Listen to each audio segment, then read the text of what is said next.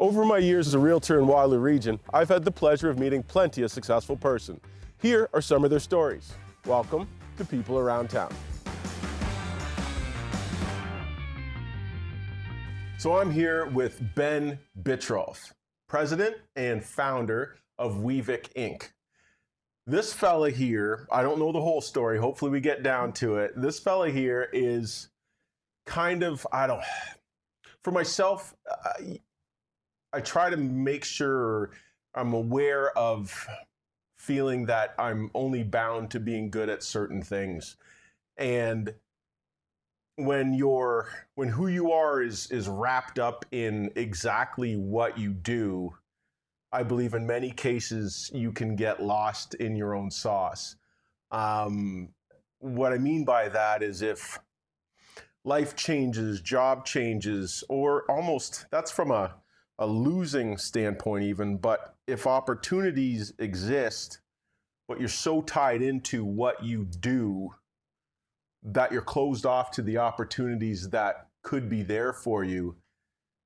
To me, that's one of those things when my kids and I say our prayers at night, you limit the upside of your potential.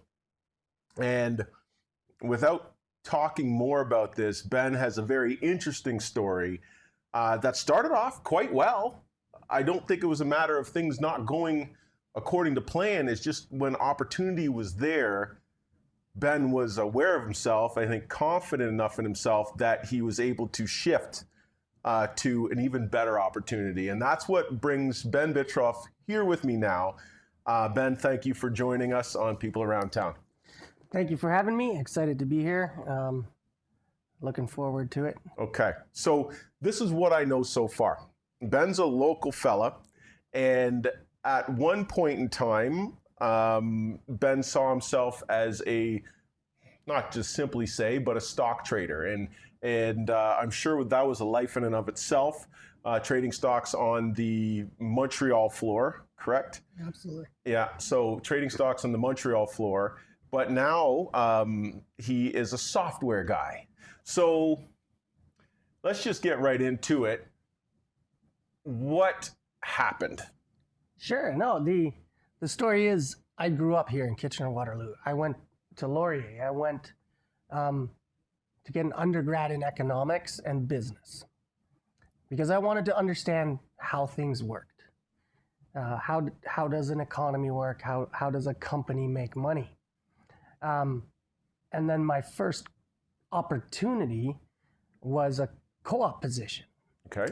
Now, I didn't want to do co-op like everybody else, where you get that starting position at a large company and they teach you the ropes. I wanted to get to the heart of it. And what I thought was the heart of it was where the action was from my perspective. Who's buying and selling these companies, the stocks? Yeah. Now, you don't, at the time, and what I was doing, you didn't knock on the door at the TSX and get a co-op position. It wasn't a thing. So I ran around and found a way to get a position on a trading floor in Toronto to trade stocks and have it be recorded and qualified as a co-op job. Oh, but I had to create the position. The position, and then have it accepted as you were doing co-op by trading on the trading floor. But unlike other co-op jobs, that's not a paid position. It's like, sure, if you want to trade on the trading floor, good luck. You have to put up the money to trade. We will let you mentor you and all of that, but and we will fill out the forms and make it a co-op position from the perspective of the university. But there's nobody paying you. You had to eat what you kill. Yes. So it was like create a co-op position where you could lose money. Fair enough. Because it was your money, like my money. All right, so this isn't going to be the normal. If you're coming in here with some sort of frame of reference, just throw it to the side. I have a feeling this is going to be quite different.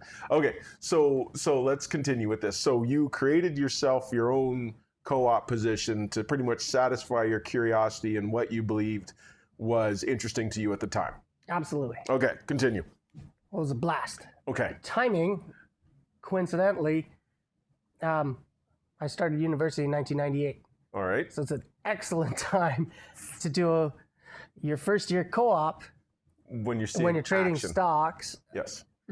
when the tech Bubble is going. at the time, it was called the dot-com bubble. Sure. We didn't know it yet because in 1998, we didn't know it was going to be a bubble. But stuff went up. Correct. All things Stuff went up. Yeah. Especially anything related to technology. So learning was easy because you were forgiven of your mistakes and you attributed your successes to yourself. Yes. When really It was just the markets that we were in. So you could find yourself thinking, I did really well, I'm really smart. And that was not at all true. Fair. The context of everything made it such that you could claim that. True. But I was also there then because by 2001, I'm still doing co-op. I'm still in university. All right. But the bubble burst. Okay. Now you separate out Who's real? who was lucky, what was coincidence, and What was skill? really starts to separate out what were good choices and poor choices, how you made them, and it was probably the most serious learning experience above and beyond, studying for exams and studying raw fundamentals. It's And like you're still living. learning with your own money. Oh, absolutely. So, for context, I was on a trading floor that had about 30 people in it All right. on the way up. By the time it was over, there was 3 of us, and I was one of the 3. Wow. Because And the other 2 were longtime traders, or were they newer at the time as well? they were older, more mature than myself. I was definitely one of the youngest throughout the process, but they evolved fastest. Understood. So what worked and then no longer worked because a bubble or a indiscriminate bull market is forgiving, whereas a bear market is very unforgiving. So now you have to have discipline, risk management, and you can make as much or more on the way down, but you have to recognize that, and that's often psychologically difficult for people. For people to do that. Yeah. Right? It's assumed that the natural state is up. Correct. And Especially that, now. always across anything from real estate to paintings to anything. So it's difficult for people to grasp that it is also effective and even practical and efficient to bet on not up. Yes. And there are very good reasons to do that. So it's also not as simple as saying, well, if you bet on not up, like you want things to go down, that you're bad. There are very good reasons that not up makes the world a better place. It optimizes, streamlines, takes excesses out. Forces productivity. Yes. You're learning in the same way you learned when the .com bubble crashed. Yes. And so you're in Toronto at this time. Yeah. What is it okay for me to skip over to say, okay, so now what brought you to the Montreal floor?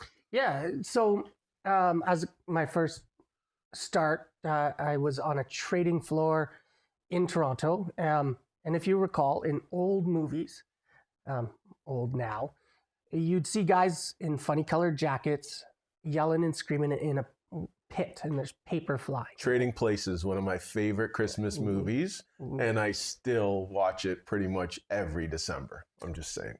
By the time we started in 1998, the world was already changing. So this is where tech starts to sneak in, and we will talk more about tech. Okay.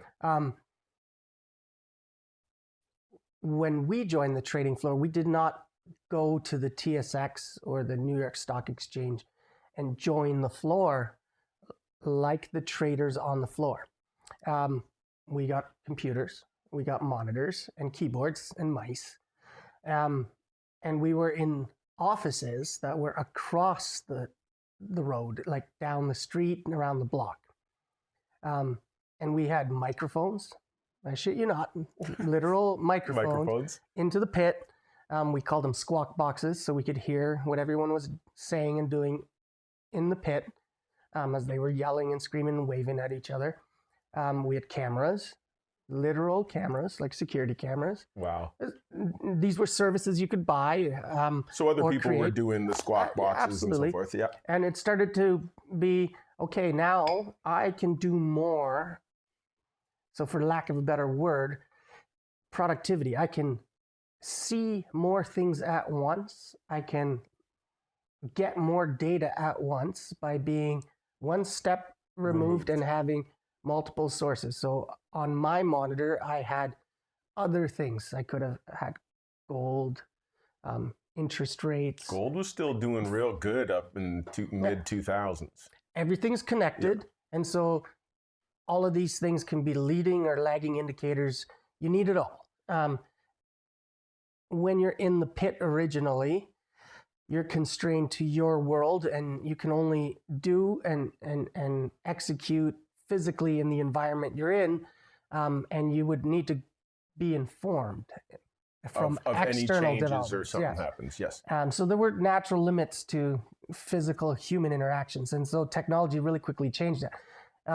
Now, at first, of course, everyone in the pit was also getting everything from text or paper messages, and information would flow through. So these problems were being solved in real time. But very quickly, when you have a mouse and a keyboard, and you're saying, well, why don't you just send me this data? And this was before APIs. This was before certain formats. All right. Like, okay, like I said, cameras, microphones. Then the next step is, I just want a machine readable data feed. Instead of looking at the news, I want the news to be in a format where my computer can read it. I want my spreadsheet to tell me if I should buy and sell. Well, okay, so how do I get the information into my spreadsheet? So now that's really, really old school and mundane. That's before algorithms, right? I literally want this in Excel, right? But you have to think how exponentially advanced that was before that.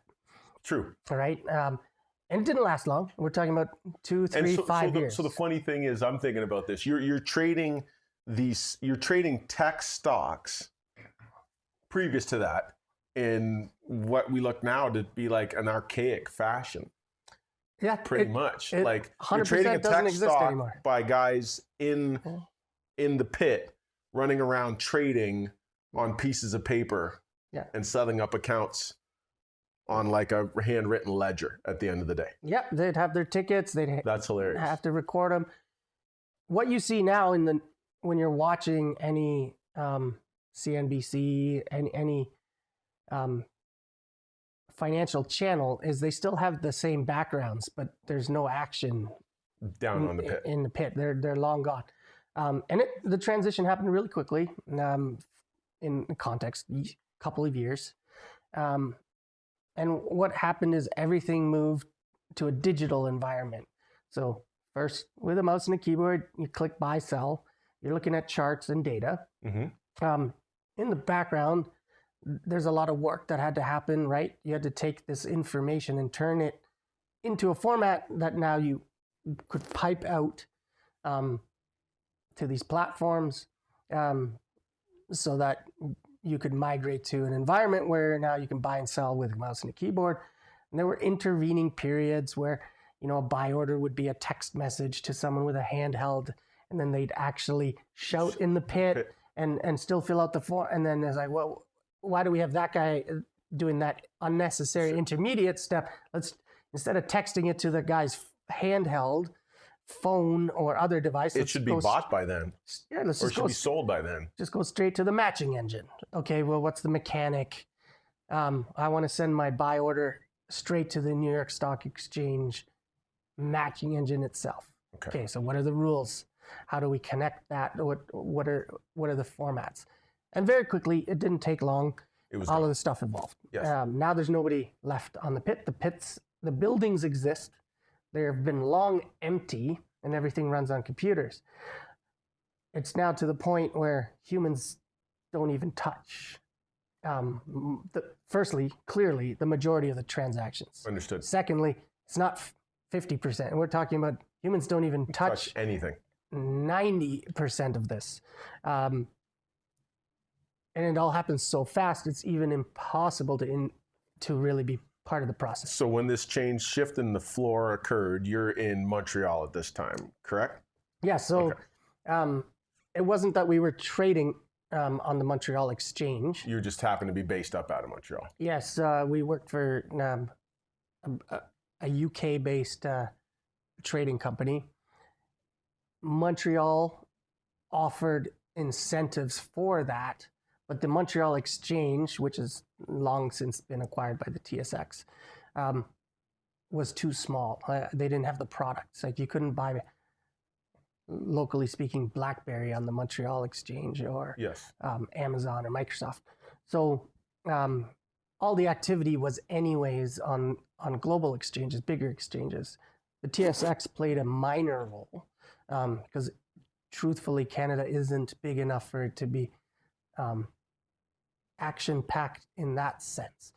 So you do certain activities like arbitrage. Using a local example, BlackBerry was listed in Canada and the US, and then there was activity to make sure those two prices We're the same. made sense. Yes, we're the same. But if you wanted to do seriously large things, you'd go to the American exchanges or the European exchanges. To make it and happen. that is still the case nowadays. So how did your morph? How did you switch from? And I'm not saying you weren't using technology. How did you switch to the software side of things? So when did that happen? What sparked that change? Well, how did that happen? Sure. I'm just curious. Yeah. Well, I started as a trader. So I did my undergrad degree and it was economics and finance. Okay, so now I'm trading. I changed my personal career to become a risk manager and manage the trading floor as a whole. All right. There was another educational component in there. I did an MBA in finance for that role. Just an MBA, but continue. Yeah. It's all the same. Yeah, that's right. But from the perspective of now being responsible for the trading floor, my traders asked me for tools. And the tool to ask for is technology, it's software. Once they're done asking for monitors and more Bloomberg terminals, then the next thing. Now, originally, there's nothing there. You can't buy it off the shelf. So they asked for ways of, I am going to build this. I need this tool to write some code. And by write some code, we start very simply at the very origin. We go from writing macros in a spreadsheet to low latency, high frequency trading, which is a wildly different universe. This is where we're talking about milliseconds and microseconds and which is millions of dollars. Absolutely. But that evolution took less than 3 years. All right. Right. So from typing some cool stuff into a spreadsheet to you have complex event processing engines cross-connected in the New York Stock Exchange. Data you don't even want to take time to type it into a darn spreadsheet. No, you can't. That's eliminated. The connections are with dark fiber. Every little microsecond counts, and everything runs autonomously. You can only intervene after the fact. Okay. There's no time for a human to assess the situation until it's passed. Understood. So you yourself took it upon yourself to build a software or system to support your guys on the floor.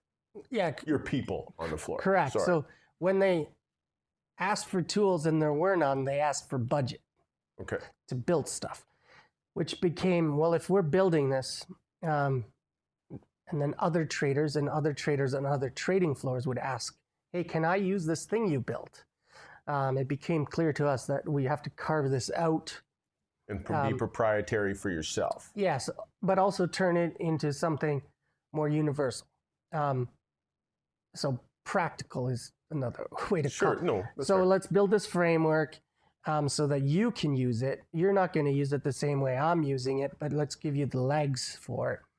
This was before there was vocabulary like software developer kits and APIs. We just called them Lego blocks.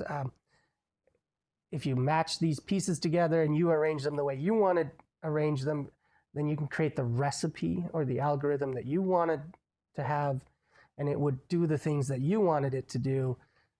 And you didn't need to tell me how you arranged those Lego blocks because you arranged them in your special way. Correct. And you wanted to keep that to yourself. But you were happy that you didn't have to start from scratch because you had the 5 Lego blocks you needed from me to arrange them in the format that you need them. Yes. All of that is now long gone, and there's off-the-shelf products and services that use modern vocabulary for. So I'm just trying to get. Obviously, you're quite resourceful, and you kind of it's not kind of it's obvious you do what you need to do to get something done. It's almost like a personal. You don't think I can do this? Watch this. Watch me work, little dog. Watch me work. So you're in Montreal, and you needed to. You now have a budget to create systems for what your people were looking for. Did you sort of think, okay, well, I know there's a bunch of tech people back home in Waterloo. Did you like reach out to friends or people you know to say, who do you know who?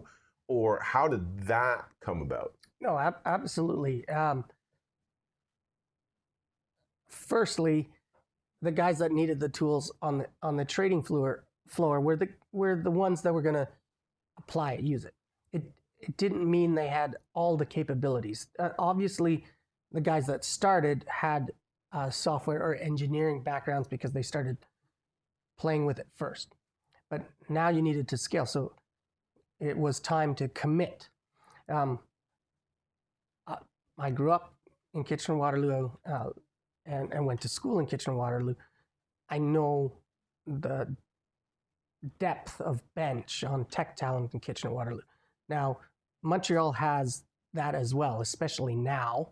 It wasn't quite the same back then, but it's a high-tech and very dynamic environment in Montreal, especially currently.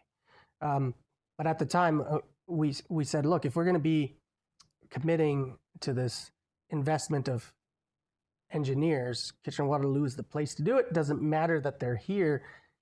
If we're trading anywhere in New York, on the NASDAQ, in Chicago, doesn't matter. Because we were not just trading stocks, we were trading futures, derivatives, doesn't matter. So we came back and started an office in Kitchener-Waterloo and London, Ontario, actually, and pulled in local tech talent to build the software. The tech talent that we originally pulled in didn't need to have any appreciative experience of finance. It was about engineering. So at this point in time, was that under the old European company, or at this point in time you said, you know what, I'm going to build this up for my guys? Were you still working for that trade company at that point in time, or how did that work? So originally 2 of the guys spearheading this on the trading floor and myself, so 3 of us got together and said, we're really going to do this. We're going to automate this type of trading that we're currently doing. Mm-hmm. We didn't have bigger goals yet. Yeah. And we went to head office and they said, absolutely, you guys should do that. And we got the okay to spin out and start our own tech startup, a fintech startup, a financial technology startup. And we went to Kitchener-Waterloo and we immediately, because we had never done a startup before, especially not a software startup, we had to go and educate ourselves about, well, what do we do next? There's enough that we know about what we want to achieve, but we didn't have the rest of the equation. And that's where Communitech and the accelerator center came into play when we came back to Kitchener-Waterloo, and we joined that organization and had our offices in the Lang Tannery when, as one of the earliest and first tenants when Communitech started off and the accelerator center So started like off. early like Vidyard startup, like Tiny Hippos. Tiny maybe? Hippos, yes. Oh, those are the old people. names, yeah, Yeah. classics, absolutely. So- Kitchener-Waterloo had the talent, like the engineering talent. That's what we came back for, and then the educational components on what it takes to have proper governance and management of a startup, Right. which was alien to us. We were guys on the trading floor, so why would we know anything about that? So you came then, Communitech sort of help you say, this is how we see you should be running a tech firm, because this is still sort of newer for even, well, not newer for them. Obviously, they knew what they were doing going in, and you got to give Ian and crew, Mr. Klugman, full credit for their vision in that regard as well. So they got you the talent you needed. You had the idea of what you wanted to have done, and that was from a financial software perspective. What was the time when, because you do more than just financial software now, what was the catalyst for that? When was that switch made? Or not a switch, because you still do finance. You could still, if somebody comes to you with a financial software problem, all they need to do is pretty much come at you with a problem, is what I'm gathering here. Yeah, absolutely. That was a product company, and it had a specific mission. We were automating financial transactions. We went the whole route of raising angel investment and VC funds, and then ultimately did get acquired. Learned a lot of lessons along the way. And when that business was acquired, we had a pile of really good engineers located in Kitchener-Waterloo that didn't go with the acquisition. And so we still wanted to build cool shit. Yeah. So what's next? What can we do that is interesting? And by having been connected to the ecosystem, we did get the calls. Hey, can you help me with this? Can you solve this problem? And at first it'd be one-off. Like, sure, I'll send you Timmy or Bob. You can take a look. And then it just turned into, can you just deal with it? Yeah. And then we had a services business where we started building things for other people. So it's a software development and consulting company. Now we are building things for our customers. Where we excelled was in platforms and regulated industries, because fintech has standards because money's involved. So there are certain practices, like you can't go, we'll do a bug fix tomorrow and a hot fix later. Because if things went wrong, it's not about a blue screen of death or my screen froze. It's, I just lost a bunch of money. So there's different ways to architect for that. And all the same things still happen, right? Writing software still has the same process, but how you mitigate these risks means you have a different philosophy. And so that then applies to, say, medtech or logistics firms, logistics and payment rails. When you're building something for Visa or MasterCard, how something fails out or when something goes wrong, what is the default position is wildly different from, we'll just gloss over it and then we'll do a fix later. Now, it's not that one is appropriate and one isn't one path. It's that it's when is it appropriate. So when you're on Facebook, you don't want a big error message. You just want it to go on. And you want them to work, yes. And you don't even know that something didn't quite work under the hood. Yeah. But you don't want to do that when you're logging into your bank account and it's something didn't go quite right. You want it to tell you, I didn't send the money where you said because you got the decimal wrong or. Okay, wait. So, all right. So what do you build now? Right. So after the acquisition, we're good engineers, experienced engineers that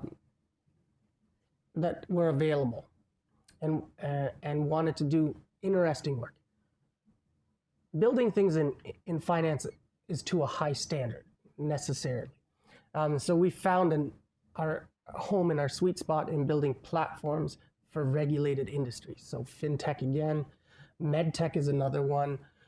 Anything that has to do with payment processing, payment rails, anything that has to do with logistics. It just meant we had the philosophy and the formulas to build software in and for environments where failure needed to be managed. Understood. So you're obviously having success with that. Obviously you're here, and this is about successful people, and I'm still blown away by the fact you just morph. How do people find out about you? Is like, you can't advertise to the world. No. That is genuinely advertising to the world was a problem we've long wrestled with. Like, who do we market to and how? We've achieved everything over 4 and 5 years through word of mouth. Our first customers came to us, like I said, because they knew we had built other complex and robust and stable things for industries that were fault intolerant. All right. Yeah. And so it's still to this day, it's about word of mouth. We would like to solve that problem so that we could reach out to larger audiences, but we haven't found a magic formula. So when people tend to find you, I don't see most. I guess you're more like medium to large size company. Probably ideal is what you would say. But the companies that find you, they probably find you when they already have a problem, Yes. right? They're not ahead of the curve in this regard. They've all of a sudden hit a wall, and what do? You get word of mouth through, I guess, one of your people that shout your praises, and then you go in there and fix it. I guess outside, okay, you can cut me off, or No, you can probably Weavik in. So they have a problem. You come in, you fix it. True, you're getting paid, but boy, you solved the problem for them. They've got to be pretty darn thankful. Yeah, the only thing I would add is it's not always a problem. It's also often an opportunity. True. So a problem is usually about a process needs to change. There are costs that need to be addressed or inefficiencies. For lack of a better definition, that's about automation. And it can involve, like, here's how we do things. We don't like how we do these things. Is there a better way to do those things? That's solving a problem. And then you apply technology. The other half, and it can be solving the problem half, it can be as interesting to the engineers as capturing an opportunity, because they just care about unique and clever solutions. True. But for me, I like opportunities because I'm not an engineer. So the other aspect is, like, if we can grab this, look what it will do for us, but we can't do it like in this current form. Yeah. But if I have that thing and that thing and that thing, and we connect it and flow it, and what you're usually talking about is data, integrating data, collecting data, making it actionable. So you have actionable intelligence, visualization, notifications, automation, for the business to be able to do something it wasn't doing before. So that's the opportunity. Where the business can do something better that it was doing in the past, that's solving a problem. Or with less problems. Yes. Faster, cheaper, at a greater scale. So my tech understanding is, I'd say, I'd say limited, maybe just because I live in Kitchener-Waterloo, I'm a little bit more advanced than the average person from outside, just because you talk to enough tech people. But my brother works in the tech field, and I still don't even know what he does. What, from what I'm understanding, is this anything what Weavik does? Is like, for instance, them versus like an SAP? Is there any correlation? Obviously, SAP is huge, and I don't think they're cheap. Is that kind of, do you and SCP, are you competitors, or how does that work?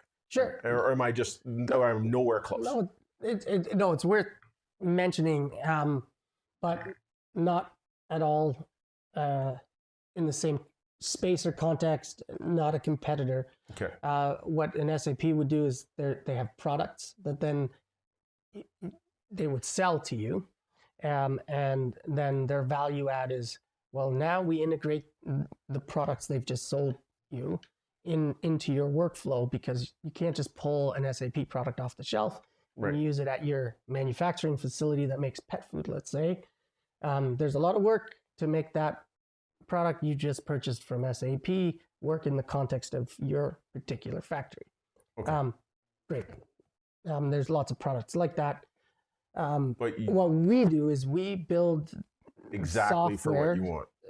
Specifically for you. What you're buying is full-time equivalents. You're buying engineers. We are then committed to building custom software or custom integrating the software that you use. All right. So that you have the desired outcome that is unique to you. And then do you own the basic building blocks of the software like an SAP, or it's once they hire you, it's all their software? Absolutely, we do not own any of the software. We are building it for you as an extension of your team. Cool. You have all the IP. Nice. It is exclusively and expressly yours. What you're getting from us is the experience, the talent, the engineering capability, and what you're avoiding service if you need it, absolutely. Or ongoing sort of yes, maintenance services to the degree that you need them. We also make sure that, depending on the scale and scope of what you're doing, that you could, for example, build your own team after the fact, and maintain the software after the fact, because a lot of the businesses that work with us aren't digital technology, software first. Sure. They make stuff that hurts if it drops on your foot. Yes. But now they got to integrate. They got to digitize. Yes. Ideally, and mostly, they've learned that is not something they are good at, because they are good at what they are good at and what they do produce. Mm-hmm. And so then they come to a specialist like ourselves, and we solve that problem or create that opportunity. Now they have a digital asset. And insofar as they'd like us to maintain it, that's a service we offer. Fair enough. Insofar as it also could make sense for them to go, well, now that we've built this thing, how do we maintain it ourselves in-house? That's a service and a transaction we provide, so that you establish your own core team at that point. It may not be... It's more of a maintenance team or something that you're bringing on. And that part is economically sensible. It may not be, and that's where we come in, economically sensible for you to have built your own development team for the purpose of building a project that then has a limited scope and ends.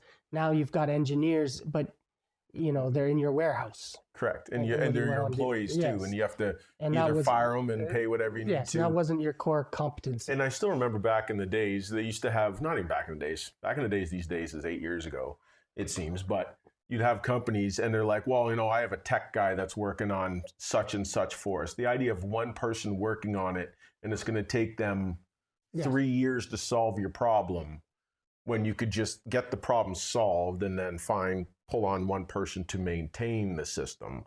But the creativity necessary to develop a system is different than the aptitude or conscientiousness to maintain it.